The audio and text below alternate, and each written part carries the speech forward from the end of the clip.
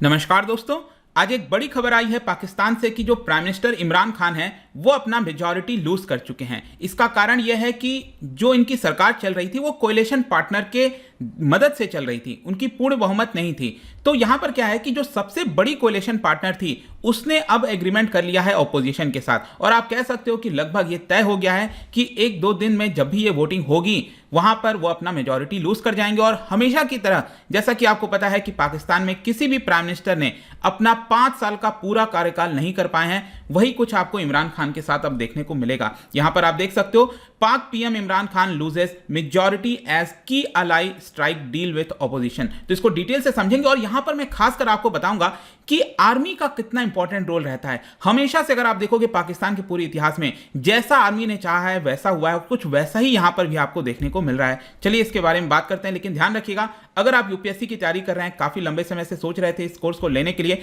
तो यह सबसे बड़ा मौका है, once in a lifetime opportunity. क्योंकि यहां पर आप देख सकते हो कि सबसे कम दाम 9999 में आपको ये कोर्स मिलेगा विथ डबल वैलिडिटी। 12 नहीं, आपको 24 महीने की वैलिडिटी मिलेगी। Simply use the code Ankit flash on our app या फिर हमारे वेबसाइट पर जा सकते हैं। इसके अलावा अगर आप एमसीक्यूज अटेम्प्ट करना चाहते हैं तो मेरे इंस्टा पेज पर जाइए, वहां पर स्टोरीज में जितने भी एमसीक्यूज हैं उसको आप अटेम्प्ट कर पाएंगे।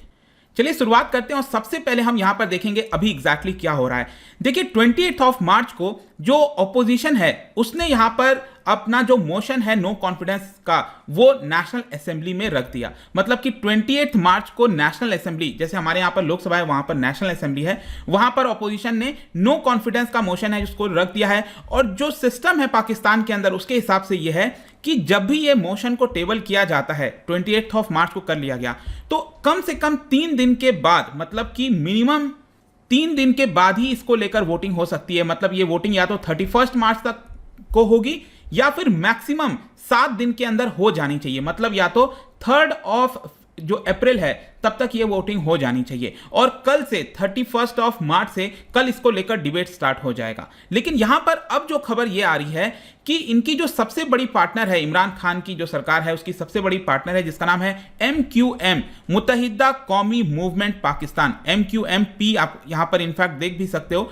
ये आपको पूरा कोalition देखने को मिलेगा। यहां पर जब सरकार बनी थी तो PTI जो पाकिस्तान तहरीके इंसाफ है, जो इमरान खान की पार्टी है, उनको 156 वोट मिला था। तो जाहिर सी बात है ये पूरे सरकार को बनाने के लिए 172 का यहां पर बहुमत चाहिए। तो इसके लिए उनका जो कोएलिशन पार्टनर है MQM, इसके अलावा BAP और बहुत सारे आपको यहां पर बाहर से भी सपोर्ट करते हुए देखने को मिलेंगे, तब जाकर इनका 177 हो पाया था। लेकिन जैसा कि आप देख सकते हो जो सबसे बड़ी इसकी पार्टनर है MQM, उसने अपना यहां पर जो साथ है इमरान खान का उसको छोड़ दिया है और इन्होंने बेसिकली जो ज्वाइंट ऑपोजिशन है पाकिस्तान का उसको ज्वाइन कर लिया। इनफैक्ट यहां पर आप ऑपोजिशन पार्टी देख सकते हो PPP, इसका मतलब है पाकिस्तान पीपल्स पार्टी, जो जरदारी की पार्टी है ना, जो भुट्टो आपने देखा होगा, तो उसके साथ ये पूरा एग्रीमेंट कर लिया है। और करंट स्टेटस ये है कि जो ऑपोजिशन है उसके पास मेजॉरिटी आ गई है, मतलब 177 मेंबर्स हो गए हैं और इमरान खान माइनॉरिटी में चले गए हैं। उनका जो कोएलिशन है उनके पास सिर्फ 164 यहां पर सीट्स बचा हुआ है। और इसीलिए जैसा मैंने बताया कि एक दो दिन में जब भी ये वोटिंग होगा उसमें इमरान खान अपना जो बहुमत है उसको लूज कर जाएंगे और उनको अपने सीट से हटना पड़ेगा। इनफैक्ट ये देख सकते हो बिलावल भुट्टो जरदारी, उनके द्वारा ट्वीट किया गया कि यूनाइटेड ऑपोजिशन और MQM के बीच में एग्रीमेंट हुआ है, कांग्रेचुलेशन पाकिस्तान।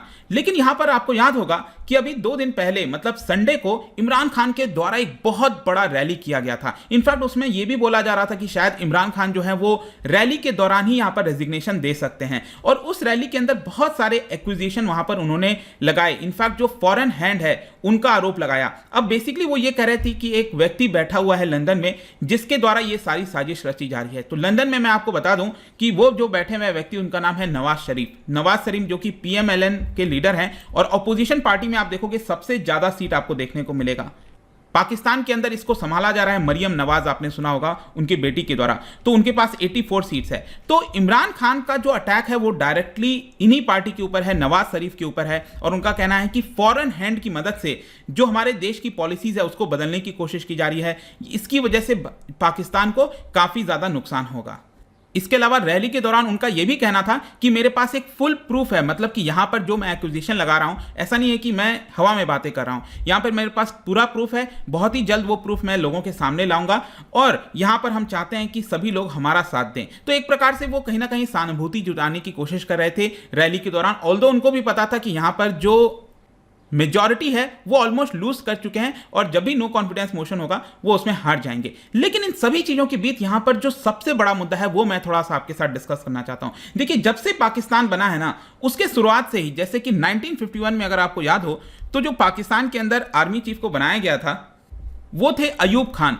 वहीं से आप कह सकते हो जो सीड है वो उसका जन्म हो गया था कि किस तरह से पाकिस्तान आगे आने वाले 70 वर्षों में काम करेगा।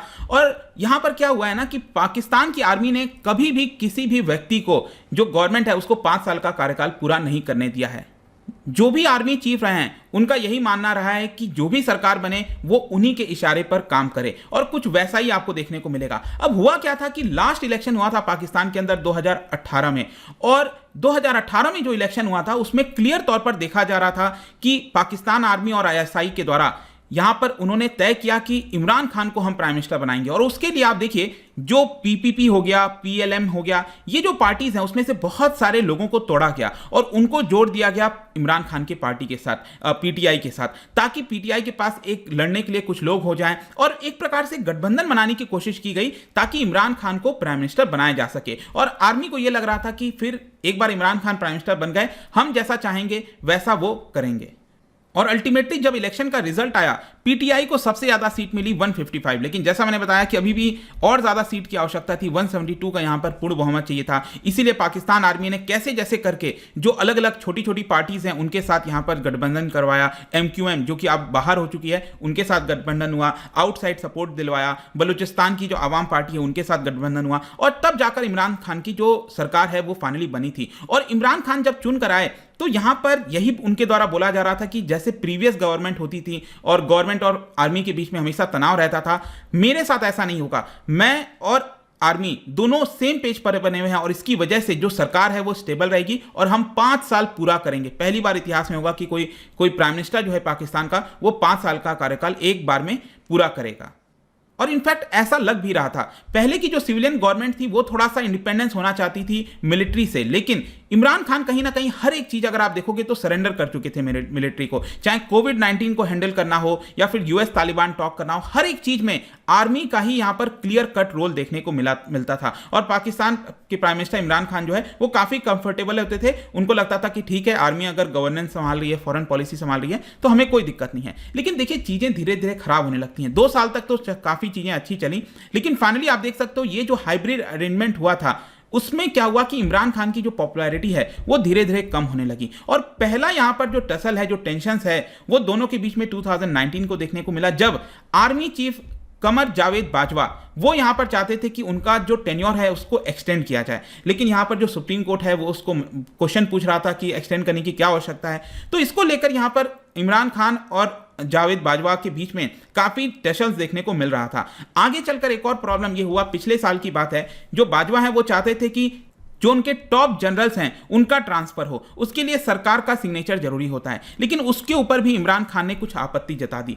अब यहां पर अब लग रहा था कि जो बाजवा है उनको बिल्कुल भी नहीं पसंद आ रहा था कि हम जैसा चाहते हैं वैसा इमरान खान नहीं कर रहे हैं। इनफैक्ट यहां पर खबर यह भी आई थी कि एक जो लेफ्टिनेंट जनरल फैज हमीद हैं, आपने देखा भी होगा कि ये नेगोशिएशंस करने गए थे अफगानिस्तान के अंदर, फोटोज वगैरह भी काफी चला था, और उस समय ऐसा लग रहा था कि यहां पर इमरान खान चाहते हैं कि आगे चलकर फैज हमीद को आर्मी चीफ बनाएंगे और हम फैज हमीद जो है वो बदले में यहां पर क्या करेंगे, इमरान खान की मदद करेंगे नेक्स्ट टर्म में इलेक्ट होने के लिए। तो वैसा आपको कुछ इस तरह का अरेंजमेंट देखने को मिल रहा था, जिसको लेकर आप कह सकते हो कि आर्मी को यह बिल्कुल नहीं पसंद आया, और अल्टीमेटली कह सकते हैं कि आर्मी ही वहां पर कहीं ना कहीं इन्फ्लुएंस करती है बहुत ज्यादा यहां पर सरकार बनाने में, और उसको अब लग रहा था अब नहीं करना है उसको कंटिन्यू, और इसीलिए आप देख सकते हो अल्टीमेटली ये सरकार भी बिखरने जा रही है। और जहां तक इमरान खान की बात है, देखो वो कोई एडमिनिस्ट्रेटर नहीं रहे हैं पहले, और उन्होंने ऑल्दो जब चुनकर आए थे उसके पहले कैंपेन वगैरह कर रहे थे कि मैं करप्शन को हटाऊंगा, ऑल्दो इकोनॉमिक फ्रंट पर आप देखोगे तो वो पूरी तरह से फेल हो गए हैं।